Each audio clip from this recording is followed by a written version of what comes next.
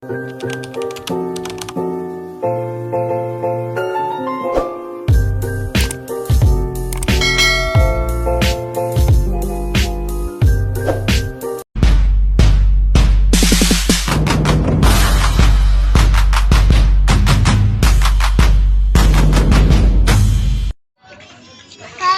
mga best friend, for today's video, maglilinis kami dahil malapit-lapit na ang first birthday at binyag ni Baby Romel Jr.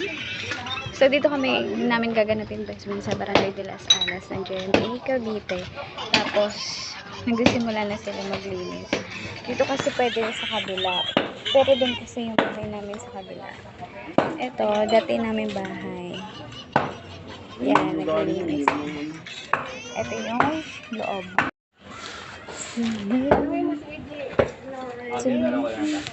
Yan, best friend yan si mama. Mama ni Daddy Romel. At si Tita Mean, ang may-ari ng bahay. At winasak na nila ang dating upuan. Kasi ipapatag na.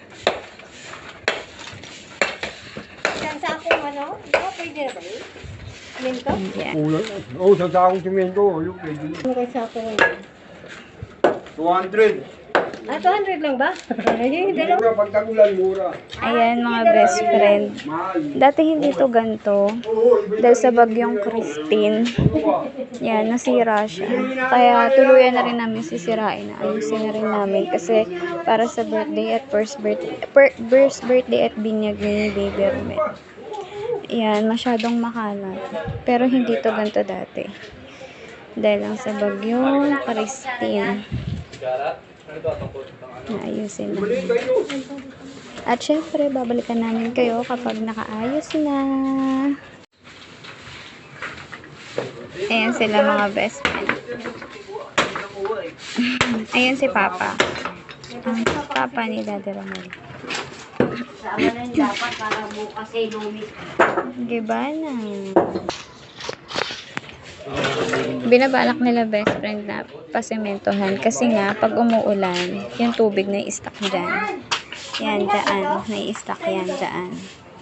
Kaya ang gagawin, ipaplat na lang siya, ipapantay para tumagas doon. Order mo na lahat yata ng Shopee ha? Yan.